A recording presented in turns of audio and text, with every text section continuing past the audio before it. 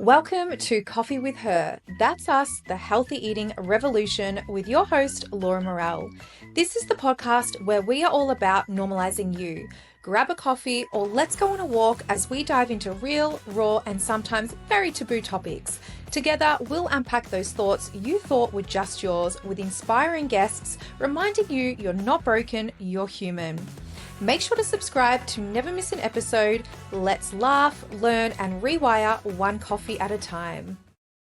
Welcome to our brand new look and feel of our new podcast, Coffee with Her, and that is the healthy eating revolution with your host, Laura Morell. I am so excited for this new season, and I'm so excited for all the guests and topics we have. So if you're listening to this podcast, I want you to just get cozy, get comfy, take me on a walk, grab a cup of coffee, because I just wanted to feel like it's you and I, we're besties, and we're literally just chit-chatting. And I really hope you have oh my God, me too moments, because this podcast is really just to normalize everything you think, everything you feel, and everything you're doing in life. Because what I have found is we think we are so isolated in our thoughts, but it's so universal, and I want this podcast to make you feel normal. So welcome, and to kick off, we have a very juicy episode. So this one is unlearning life's checklist, weight loss, love, and why we always feel behind. So we are talking timelines. So this is really important because hands up who feels behind their timeline. I know for me, I honestly wanted to be married by 26, have 2 or 3 kids by 30, and then in my 30s, I would have a beautiful house with little kids running around. And let me tell you guys, that is not how it happened at all. I am 35 and I have not ticked off any of those. And the reason I wanted to kick off this season with this episode is because my life changed dramatically in the last 12 months. And I got a lot of comments when my life changed that I was like, wow, it shows me how many people live by society's timelines. And if you know me, I am not someone who does things by society's timelines or rules. I am very do my own thing, go rogue. So let me give you a little bit of a recap into how different my life has turned in the last kind of 1 to 2 years, and why I don't believe in timelines. And this episode is going to help you let go of those timelines as well. So I actually broke up with my ex at 33. I spent a good couple of years being single in my happy era, which I'll dive more into the gossip a little bit later. But then I met the man of my dreams when I was 34. And when I went through the breakup, I actually was like, well, I'm 33. If I think about dating again, obviously I want to have some time single. And that was a whole other conversation with so many people. It was either, oh, well, you better get back in the dating pool, you're 33. Or it was, you need to take time off now, just spend it with you. There was so many conflicting advice. And so I was 33. Do I stay single? Do I go back in the dating pool? I was so confused because I did have these timeline pressures of like, when I date, I want to date someone for 1 to 2 years. Then we get engaged. We want to be engaged for a year. Then you get married. That's already 4 years down the track. And then you want to be married for 1 to 2 years before having kids. That's putting me at 37, 38. Then it might not happen straight away. So now I'm close to 39, 40. And it was that stress that would have made me make the wrong decisions. So I threw out that rule book, threw it out. And instead, when I felt ready to date, I started dating, and I met the love of my life at 34. And we traveled the world for his work. And I felt so blessed I could travel because I'm so flexible with work. And we decided within about 6 or 7 months of knowing each other that we wanted to try for a baby because it felt so right. So here we are. We are now 23 weeks pregnant, and I'm 35.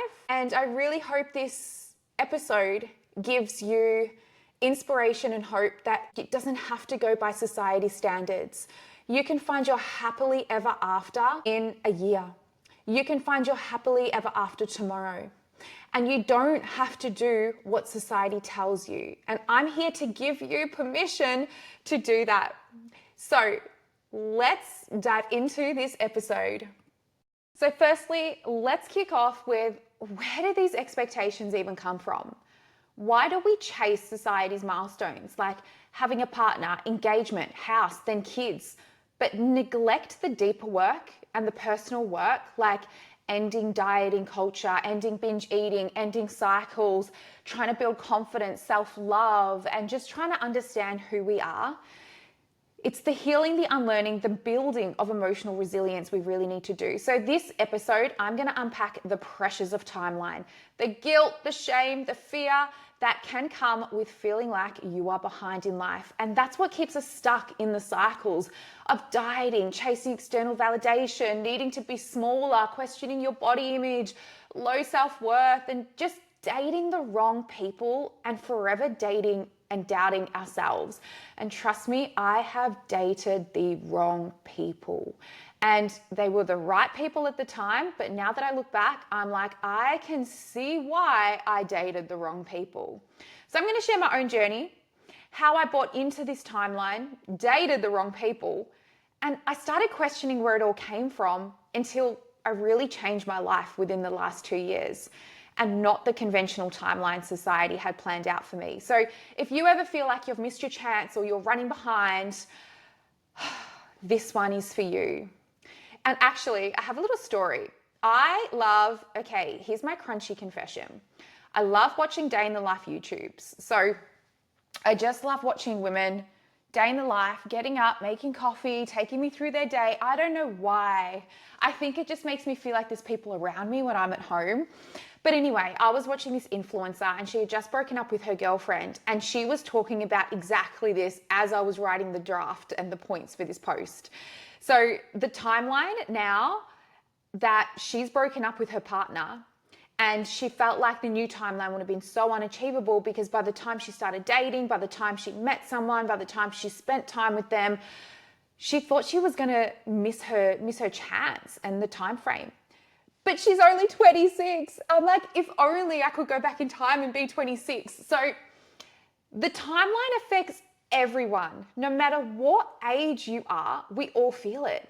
And I even remember being in my 20s and feeling the pressure when I broke up with my partner at 29, my ex at the time. I was like, oh my God, how do I start again at 29? Oh my God, the pressure, I'm not going to meet the deadline. But then I felt the same when I broke up with my ex at 26 or 25. So the timeline pressure is always there, regardless of what age you are. And that's the point of this episode. That pressure is like a shadow. It's going to follow you no matter if you're young, in your 20s, in your 30s, in your 40s, in your 50s, or in your 90s, until we do something about it. So let's dive into, where does it actually come from? So society does have expectations, and it's what we call the unspoken rule book. Now, what is really funny is when I started telling people I was pregnant, and this is people I'm close with and people I'm not close with, and I was like, oh my God, we're having a baby. The first question they asked is, oh, do you have a house? Oh, are you going to get married now? And it really took me back, because I was like, it made me realize that is their rules, that if you're having a baby, you should be married. If you're having a baby, you should have a house. You should be engaged. Or if you do have a baby, now you have to get married. And I got this comment so often when I was telling people about the pregnancy that it made me realize how proud I am of myself, because I am someone who chose to do the work on myself over the past 8 years, building emotional resilience, knowing exactly who I am, having true happiness with myself, and dealing with my past trauma. I have ended binging cycles, dieting cycles. I have the best relationship with my body, with myself, and I feel content. I feel so happy. I feel so ready to have this baby. I have the love of my life. So for me, hearing comments of, oh, are you buying a house now? Or are you going to get married now? I'm like, I want to be married because we choose to want to make that bond, which I know we are going to. But It's not the baby that's going to drive us to get married. So it was really those comments that made me think I need to put this podcast out there, because so many people are pushing agendas and their rule book onto other people. So society's expectations is by 30, I should be married. By 35, I should own a house. By 36, I should have a full family. By 40, I should have X amount of savings. And then I started to think, who made these rules? Honestly. And you know what it's like? You know the Friends episode where Rachel turns 30? This is one of my favorite episodes. And she's like, okay, well, if I want to have, she does a reverse engineering. She goes, if I want to have a child by 35, to achieve this, I have to be married for at least a year before getting pregnant. And then that means she has to be married by 34. And then she needs a year and a half to plan the wedding. She would need to be engaged by 32 and a half. And then she'll need to know her partner for at least a year and a half before the engagement. So then she concludes, I need to meet the person by the time I'm 30. And then she looks outside the door and sees her partner at the time tag on a scooter. And I'm like, whoops, I did not meet this deadline. Because let me tell you, at 30, I was not with the right person. I was not in emotionally great headspace. I was so driven by work that I couldn't think of anything else. I just was not in the place to have got married, had children, settled down. So I missed that deadline. But that episode, if you haven't seen it, the one where Rachel turns 30, it's a golden one because it just depicts society. So there's a few reasons why this happens. So firstly, cultural conditioning. Society has traditional life paths for decades. So this means we finish school, we get a job, we go to university. Oh, by the way, I didn't go to university. So you can imagine me who, yes, I actually did get into, I wanted to do medicine, but then I didn't want to study. So especially having ADHD and learning difficulties, high school was bad enough. So the thought of going straight into university, I was like, I just need a year off. And again, this is just me not fitting into society standards, even by the way I learnt.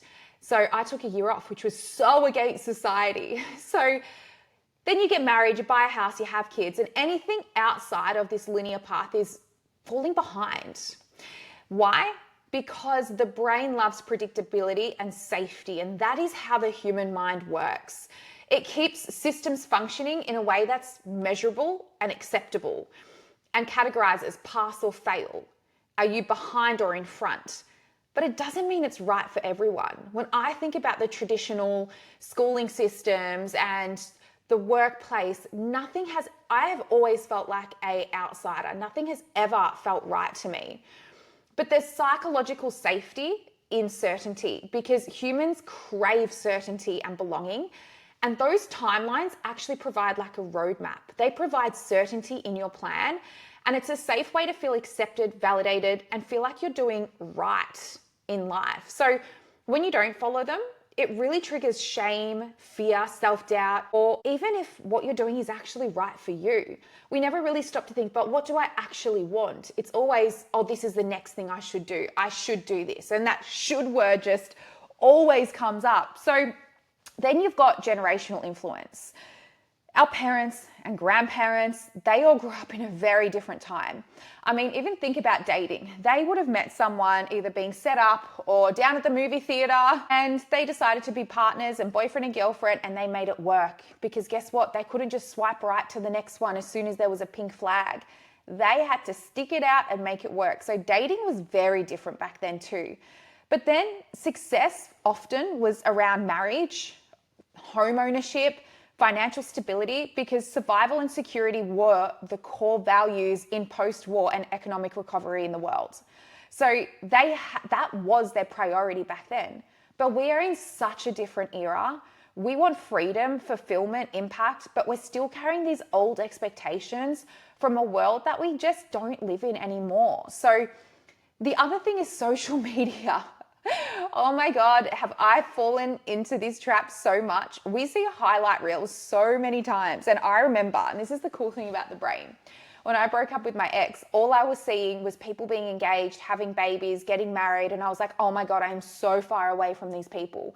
But my brain would inhibit the other single ladies out there that are thriving because it only focused on this belief that I had missed the boat. But we see these highlight reels every day. So engagements, baby announcements, home renos, you might even look on my page and be like, oh my God, she's having a baby or she's meeting society standard. And it's like, girls, I have not done anything by society standards at all. So our brain really starts to think that that is the norm. And that is social conditioning. The more we see something, the more what we call our reticular activating system, it's the RAS filter, and it sits at the back of the brainstem. It filters in those patterns and it tells us this is what you're meant to be doing. So basically, and I have a really great example, me and my girlfriend, after I'd gone through my breakup a few years ago, we were walking in Fairfield. Oh my God, bear with me my stories. I'm going to give you the whole scenic route. We're walking down Fairfield Boathouse and we went for a walk, and there was these two guys with dogs. And she looks up, she's like, oh my God, did you see how cute the dogs were? And I was like, sorry, she said, did you see how cute the guys were? And I was like, I honestly could not have noticed the guys. I looked at the gorgeous little puppy dogs. One was like a Labrador and the other one was like a little Staffy. And it was just so funny because I stopped and I said to her, that is our RAS filter at play. My brain inhibited the men because I was not wanting to date, and it only focused on the puppies. Same environment, exact same moment, whereas her brain filtered to the guys because she's dating. So that is exactly what happens. So if I was focusing back then on I should be married, I should be engaged, I should be having babies, then my brain is only going to focus on those things. And it's only going to pay attention to those posts and stories on my reels, on my social media. And it's not really going to pay attention. It's just background noise to any of the, girls focusing on themselves and doing their healing. My brain wasn't even giving them attention. So that's how the brain works. But the biggest one is capitalism and marketing. There is a pressure to be smaller, thinner, prettier, richer, partnered, or a boss babe and hustle. And it's not random, it's actually strategic. And I have fallen into all of these, wanting to be thinner, wanting to be prettier, wanting to be richer, wanting to be a boss babe and hustle more. But industries pay off from those insecurities. And if we constantly feel behind or unworthy, or like we're not there yet, we keep buying in to fix it. So the quick fix diet, if I only lose weight, then I can diet, then I can find the person I'm supposed to be with, then I can get married. And it's all these conditions. And then you reverse engineer the timeline. It's like, well, if I want to get married, I need to lose weight now so I can then find a partner. But that is not how it happens. I promise you that is not how it happens. And I really, really hope this podcast and this episode can change your mind on that. But in short, society's pressure exists because it's benefit systems. It creates structure and it sells solutions. And that's literally it. I am the most happiest I've ever been in my life. And I haven't done anything by society's timelines and expectations. But then we have like this internalized belief of I'll be happy when. And fill in the blanks for me, girls. If you're sitting here, I really want you to think about I'll be happy when I lose the weight, 5, 10 kilos. I'll be happy when I get a house. I'll be happy when I get the next job, get a promotion, start my own business. It's always followed by X, Y, Z. So this is where we, despite all these things, can you actually be happy on your own? And this is a huge question. I want you to stop and think, and I'll give you a moment to stop. Can you be happy on your own where you are in life? Maybe you don't have a house yet. Maybe you don't have a baby yet. Maybe you don't have a partner yet. But can you be happy? We attach happiness to worth and success, to all these external milestones. And let me tell you, in my last single days, I didn't have the success of today's timelines of marriage and children, but I was happy. And I never thought I would ever be happy single. I honestly didn't, because every time I had been single, I always thought, well, I'm a failure. But what happens when you get to those milestones? You still feel empty. And it's a constant chase with no reward. And we see this a lot. People, and I don't like to use the word settle, but the pressure of timelines can make you choose the wrong person. And then you're living in the house and you might have the babies and you might have the dream job, but you're not actually happy. And it makes you realize chasing those milestones don't always equal happiness. They might equal the false belief of success to an external person, but are they really happy? And that's something to really think about. You get there, and sometimes you still feel empty. And that is the truth most people do not say out loud. You get there, but sometimes you still don't feel empty. And let me tell you, going back in my 20s, I had this successful man with lots of money. This is me opening up so much. So here's some gossip. He was worth a lot of money. He had the beautiful apartment. I have never been more lonely. I have never felt more empty. I had never had such low self-worth. So coming from someone who had the beautiful apartment, who had the partner, who, had the money, I was miserable, the most miserable I've ever been. Because these milestones, while might look beautiful on the outside, they don't fill the internal gaps of unworthiness, self-doubt, disconnection. And I didn't have any of that. I didn't have connection. I didn't have worth. I didn't know who I was. It wasn't my world. I was just living in this other world, and it didn't feel right for me. So I actually walked away with nothing. I left all my savings. I left all my possessions. Well, actually, fun fact, everything got stolen, so I didn't have any possessions. So I said the universe was making me a minimalist, and I started again, and it was the best thing I ever freaking did. Maybe I'll open more up on a different episode about that story. But happiness is not tied to milestones. Happiness is like a muscle, and not many of us actually learnt to use it. So it's built in the small, really unseen moments, like the morning coffee in silence. Or, my happiness starts with a morning coffee in bed, listening to music with my partner. That for me is one of the most happiest moments of my whole entire day. The walk where you breathe deeper. My happiness is taking Polo for a walk and just watching his little butt wiggle and watching him smell everything and watching that I know every single tree he's going to pee on. I know exactly when he's going to do a poo. Those are the moments I'm truly happy.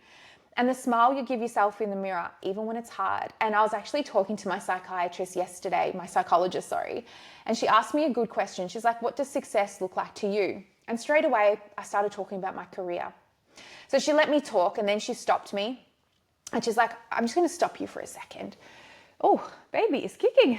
And she goes, you've only spoken about your career. What does happiness actually look like? And I stopped and I said, you know what? Happiness for me is, I used to think I wanted this big home. And right now we're in this beautiful place in Durnanbar. It's a little farm. And we're in this little cottage house, and it's small, but it is so beautiful. And the first time we came here, I was like to my partner, I just want a house that is homely with nature. There's horses out there. There's fresh fruit and vegetables. And it made me realize I don't want the big house that's empty. I just want a home that feels like a home. It's got nature. It's got fresh fruit and vegetables. And that's what truly makes me happy. So I actually hadn't stopped to reflect what actually makes me happy, and it's not what I thought. So if you found when you stop waiting, you will find when you stop waiting to arrive at happiness and choose, you can actually find happiness in day to day. So happiness is peace in your own presence. Can you be by yourself and be okay? It's being kind and compassionate to yourself on those hard days. Gratitude for simple things, not the big wins.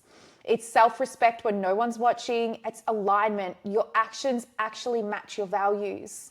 So this is what I mean by when we end binge eating, when we end the sabotaging cycles, your actions start aligning with your values and you feel confident. And I say this time and time again with my clients. They are the most confident in themselves, in their body, when they end the week in their reflections going, I am so proud of all my decisions this week. They are so confident and content, and that's the message I want to get out there. So you don't have to earn the happiness by ticking things off. You need to build it. The milestones, they become the bonuses. Our house becomes a bonus. When we get married, that becomes a bonus. But it's not what's truly going to make me happy. Now, Let's dive into something a bit deeper. The con we've been sold as women. Once I tell you this, you're going to see it and you will never unsee it again. So we were raised with a silent checklist.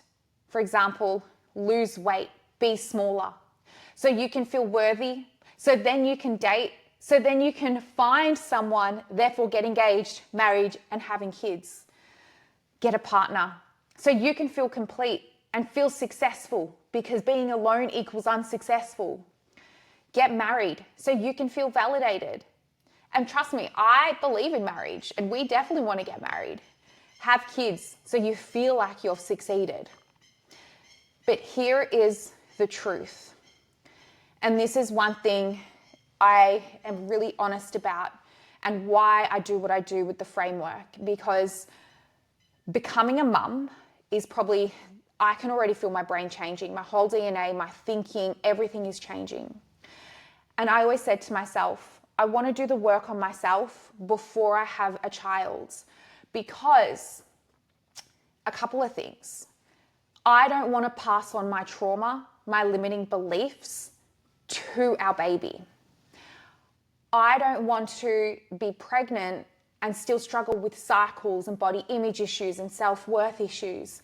And I want to instill in our baby how to build self-worth, but I can't instill that if I don't know and don't have it myself. So I promised myself that I would do the work, and this is the work I do with the girls on the program, so they can then break the chain for the next generation, so they can be the best mother, so they can actually stop the cycles that continue on generation to generation. So here's the truth, and here are some cons that we have been told as women. I need to lose weight before I can start dating. Oh, this was me. Oh my God, I wish I could go back to little Laura in her 20s and just give her a cuddle and just say, oh, girl, it's okay. But that's not the way the world works. It doesn't have to be that way. I really wish I could cuddle my little self and tell her that. This one is diet culture's just favorite scam. The belief that your body has to shrink in order for you to be loved. So what do? We panic. We start fad diets, detoxes, 1,200 calorie meals, all because we think love is something we have to earn by looking a certain way. But what actually really happens? We don't actually build confidence. We build fear. We build obsession. We build distorted eating. We build cycles, and we delay real connection with ourselves and others. But then I want you to think about this. Who are we really attracting when we're being a smaller version of ourselves and we're not even being the real version of ourselves? We're showing up how we think we need to show up. And then someone might find that attractive, but is that who you want? Do you want to attract someone who wants the smallest version of yourself? And this is where I went wrong. I ended up attracting people who were so externally, their values were so external. So they only cared about looks or money or possessions. And I was attracted to love bombers. Oh my God, in the past, I was attracted to love bombers. They said what you wanted to hear. They just said the right things. They did the right things. And there was so much spark. And it was just everything that was so wrong for me. So are we attracting someone who has the same values as us? And that's a really big question. And we have a whole episode on dating. So that's going to be, I think, around episode 3. So stay tuned for that one. But when we don't do the work, we're really not attracting the right person. We're attracting someone who has the values that are kind of going to be opposite to us. The second con we're told as women, I'll be happier in a relationship. Oof. Oh, this one hits home. Can we be real? Some of my loneliest moments I've ever had was in a relationship. I have never cried more in some of my relationships. And I feel confident to share that now and not be embarrassed by it, because hopefully it helps someone. When we're in a relationship but being with the wrong person, we shrink, we silence ourselves, or we play a role. It's lonelier than being alone. Single doesn't mean broken. Single doesn't mean lonely. Single is space. Space to become whole on your own because you know who you are and you'll stop settling for people who don't work. You start putting up boundaries. You start having clear red flags and you don't make them pink. This is a big thing. And again, I'll dive more into the dating episode. I used to make red flags pink because you want to make it work so much that any red flag that if your friend told you, you'd be like, girl, get away, leave him. That's a no-no. But in our brains, because of the pressure of these timelines, we're like, but this happened, or he might change. And then we, in our brain, can make the red seem pink. And we start accepting the red flags. So you're not always happier in a relationship. The third con, if I don't have a partner, engagement, marriage, or kids by X age, I have failed. Whose timelines are we following here? Because let me tell you, that means I had failed. I had failed in life because I didn't meet any of those timelines. Is it coming from your auntie's comments at Christmas lunch? Your old school friend who posts monthly wedding countdowns? Success is not a partner. Success is not a baby. Success is not a mortgage.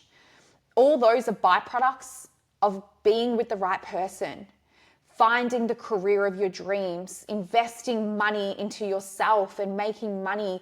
Like, these are all byproducts. That is not what creates success. Success is a woman who wakes up, owns her story, chooses her next step for herself, but not to meet someone's expectations. And these are bonus beliefs if you want to go a little bit deeper with me, because if you know me, I like to get deep. That can be taken so out of context. But being chosen means I am enough. No. Being you is what makes you enough. You don't need to be picked. You are not a prize in a lineup. You're a whole damn person. And dating does not mean being chosen. You are choosing in life. The best dating advice, and again, there is lots of juice coming in the next episode. This was told to me by, I think it was my wifey, my best friend Simone. I can't remember who told me this, but anyway, she said when I was in my final round of dating before I met the love of my life, you are not auditioning anymore. You are the judge. And I stood back and I was like, oh my God, I am. So here is the best advice I've ever gotten. 2 pieces of advice that I've ever gotten. You are the judge and the person you're dating is auditioning to be in your life, not the other way around. You do not have to try and audition to be in someone's life, which means questioning what you're saying and changing who you are and changing your life to fit into them. You are the judge and they are auditioning.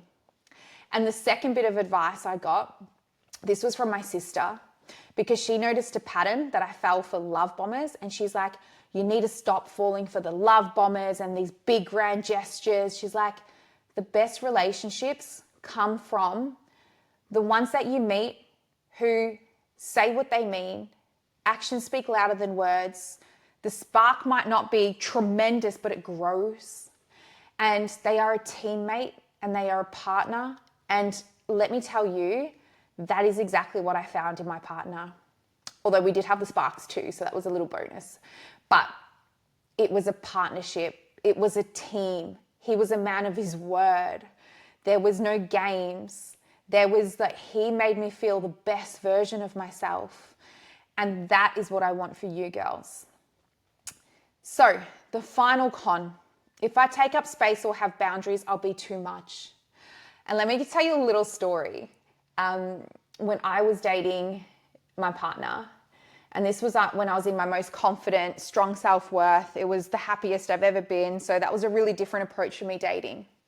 I had very strong boundaries to the point where I was really busy with work back then. So he's like, let me know when you're free. And I only was free next Friday at 11:15. And so I was like, I'm sorry, that's the only time I'm free. And so that for me was a boundary. I wasn't going to change my work schedule. Like, yes, you need to have flexibility. You need to compromise. But you also need to have boundaries. And my boundaries also meant when we did a lot of traveling, my boundaries meant, okay, so I do need to have access to either a gym or an oval or somewhere where I can train. I need to make sure that we have a kitchen so I can prep all my food because that's a big value of mine. And I need to make sure there's natural light because I'm going to be working. So I need to make sure there's natural light. So these for me are non-negotiable boundaries for my health, for my mental space, for me. So instead of me just falling into someone's world and then not having the food and my normal routine and not having natural light and not able to move my body, these were my boundaries that had to be fit into his life as well. So it didn't mean I was too much. And that's where I think we make the mistake. We feel like we're going to be high maintenance, or we feel like we're going to be too much. You are not too much. We don't want to shrink. We're not here to people please. We diet ourselves into disappearance. But the truth is you will never be too much for the right person. And the power's in your fullness. So my partner respects how much I have these non-negotiables with my health. It's even helped him to have these non-negotiables with his health. Now he even makes sure he eats all his vegetables every day. But these are what we call the creating the cons of today's society that we've been so falsely told is true. So I want to dive now. Let's steer clear a little bit. How our brain validates these beliefs. Our brain finds these beliefs to be true. And one of them is your reticular activating system. As we spoke about, it's your algorithm. Your brain will filter information because it cannot process everything. It's going to process 2 million things per second. It cannot do that. So it has to filter what's important and ignore what's not important. So your brain thinks it's important based on what you're focused on or believe to be true. So if you believe something to be true, your brain will find the evidence and filter through the world to find that to be true. Example, if you don't think you're beautiful, your brain's going to search through the whole day to find moments where you felt ugly, you felt bloated, but it's going to completely inhibit the compliments you got, how beautiful your outfit looked, how nice your hair looked today. So if you're fixated on being behind in life, your brain will highlight every engagement, baby announcement, house purchase, and ignore the stories. It might even look at my story and say, oh, she's got a baby on the way, she's got the love of her life, I'm behind. Let me remind you of my story. I met my partner at 34 and I'm having a baby at 35. We're not married, but we are so happily in love. So hopefully that story can make your brain will inhibit that. It's not even it didn't even give a second thought to my situation. It just would paint a picture of, oh, she's having a baby, she's successful. But I didn't do things by society standards. Confirmation bias is the next one. Once we believe something like, I'm not successful unless I'm married by XYZ, we unconsciously seek out evidence to confirm that belief. We ignore stories of the thriving solo or people who took unconventional paths like myself, and zero in the ones that actually reinforce our guilt or shame. Your brain's going to inhibit that. So, as I said, I am in a relationship now, but your brain has probably ignored or inhibited the years I spent single leading up to that.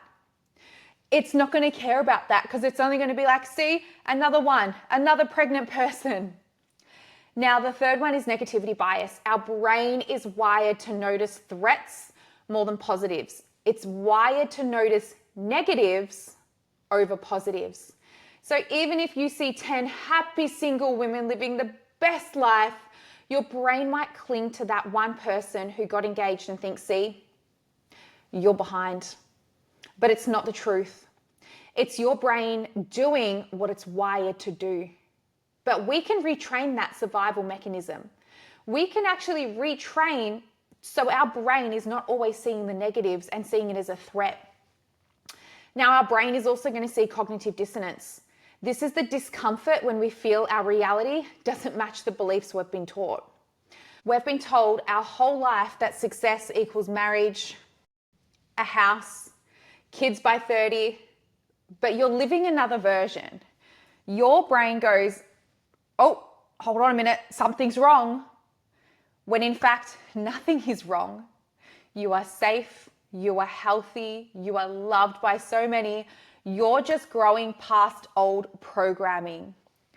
And then also the last thing our brain does to make all these beliefs feel so true is mirror neurons, and especially the social comparison. So these are parts of the brain and how we learn through observing others. So today's world, especially with social media, we're constantly comparing our behind the scenes to everyone else's highlight reel, making us feel like we're never enough. So as I said, you might look at my highlight reel because I'm not going to share the breakdowns I had. And I was pretty open when I broke down with my, my last relationship and broke up. I posted about my breakup, but you're not really going to see the ins and outs of how the girls picked me up. The girls supported me. My best friends got me to a place where I remember we went to a brunch and it was our celebratory brunch for a new beginning because I was at my rock bottom.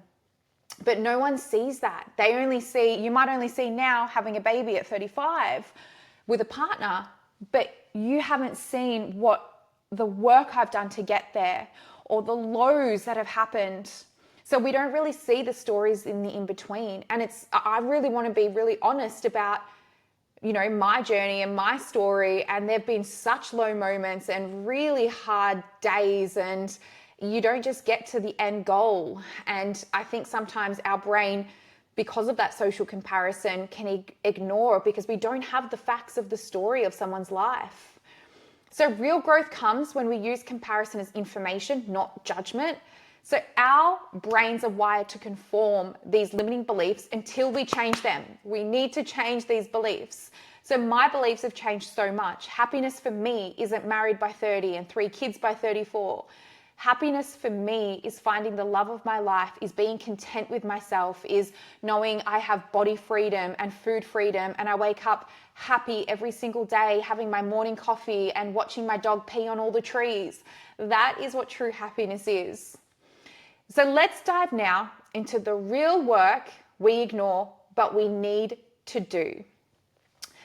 So this is the real work we're sold to skip because it's not sexy.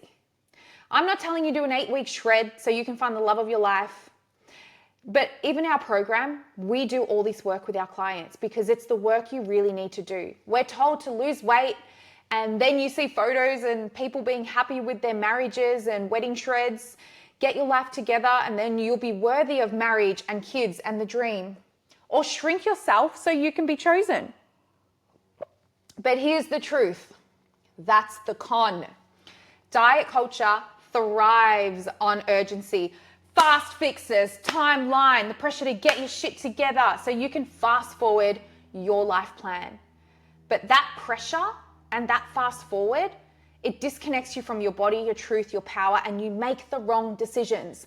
You fall for the wrong people. You go for the quick fixes because you think it's going to get you to the end goal quicker. The real work's not about racing to that next milestone. It's pausing and finally doing what we've never, ever been taught to do. Rebuild the relationship with food. Tend to your mental health. Learn how to actually nourish and respect your body without the cycles.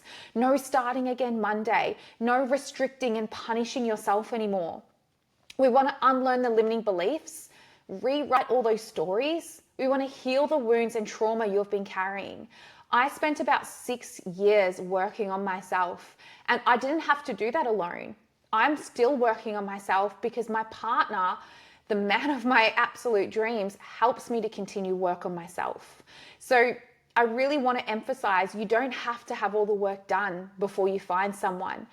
When you find the right person, that person helps you to also do the work on yourself. And likewise, we have both done so much work on ourselves and continuously check in every week to see, what can we do for each other, or what is their focus on, or what limiting beliefs do they have? Like, these are conversations my partner and I have all the time. We're constantly asking ourselves, what are the beliefs driving our actions? Are our actions, aligned with our values? We are constantly doing the work together. So that's another con. You don't have to have it all fixed. You don't have to be fixed and healed before you meet someone. But when you find the right person, you can do the work on yourself alongside of them and build the kind of self-worth that doesn't rely on a relationship, dress size, or deadline. And a perfect example is, again, back in my 20s, this is back in my competing days, little Laura, we want to give her a cuddle, very much relied on external validation. I did feel like a trophy wife for a long time. So I felt like I had to look a certain way, I had to show up a certain way, and I needed validation. So if I wasn't getting complimented, I'm like, oh my God, he doesn't love me anymore. Maybe I need to lose weight. And back then I was a teeny tiny girl. But that's where my brain went to, because I was so reliant on external validation that I was constantly seeking these compliments and fishing for them from my partner at the time, only to realize because I had no self-worth, I was reliant on these compliments. So here's the plot twist. You don't need to meet someone after you're fixed. You meet the right person when you're finally you, when you're whole, grounded, and not performing your worth. So the con, you need to lose weight and look the part to meet someone. The truth, you find the right person when you stop trying to be someone else. And I really hope that resonates. I want you to, instead of going for the next diet to lose weight to meet someone, I want the new story to be, I'm going to work on healing the relationship with myself, finally getting my hormones regulated, learning to get food freedom and body confidence, and you will meet the right person along the way. So shifting the narrative, what actually matters? And here is my story. I've already given you drip feeds of my story, but up until recently, I was sold into the con. When I was 33 and decided to break up with my long-term partner, it took me a while before I had the confidence to say, yep, this isn't working. Why? I feared leaving. The timeline made me want to stay because I was like, how can I start again at 33? So I was writing this story of an 8-year timeline because I'd have to meet someone at 34, date them for 2 years, get engaged for 1.5 years. And basically I was Rachel on her 30th birthday. And so I prolonged the breakup. So at 34, I had been doing the work on myself for years. I spent 2 years working on myself. I dated my friends. Oh, was that a great era? Until one of my beautiful besties, Flick, was like, okay, girl, you need to get back in the game because we're sick of you dating us. I'd be taking one of my girlfriends for a weekend away at Crown. So I'd take Haley to Crown. I would bake for my girlfriends. I was basically dating the girls. But I was so content. I was so happy. But when I started dating again, it was so different. I was the judge and I wasn't auditioning anymore. I had such boundaries. I knew what my non-negotiables were and what I could compromise on. Even on our first date, I ordered all the sides. I, in the past, would only eat little bits because I was worried about how they would be watching me eat. I remember we went to brunch and I was like, yeah, I'll get avocado, goat's cheese, mushroom, tomato. I'll also get a hash brown. And he just looked at me like, is this chick for real? But I was so myself and myself was hungry. Zero flexibility on red flags. A red was a red for me. So I had been on a couple of other dates previous to that, and a red flag was a red flag. I now no longer made them pink. And I had really strict boundaries, but could proactively compromise on things. And guess what? As I said, I have met the absolute love of my life, and he continues to allow me to heal and do the work. And he wasn't at the end of the finish line. He's part of my journey, and I still have a long way to the end of the finish line. I mean, does the finish line ever end? Is the finish line when you're dead? Probably. But we traveled, and within 6 months, we just knew we wanted a family together. And that's for a whole other episode. My dating, our situation, relationship, I will give you all the goss on another episode. But my original timeline was date, get engaged, be married, have kids, all before 34. But my life changed within a year. And yours can too, if you remove the pressures, remove the timelines, and do the real work. So remember, You want someone to fall in love with you. Not a version of you, not a smaller version of you, not who you think you should show up as, because you cannot act the rest of your life. So it's important to know who you really are. Otherwise, who are they falling in love with? A version of you? And can you carry that charade the rest of your life? I know I couldn't carry the charade of being a housewife or a trophy wife. I really wasn't that. So I really hope this has helped. So let's wrap up this episode. Really want you to think. Grab a pen and paper or get your phone on your notes. What timelines have you placed on yourself? Write them out. Where did they come from? Why 30? Why 25? Why 35? Do they actually align with what you want, or were they inherited from family or society?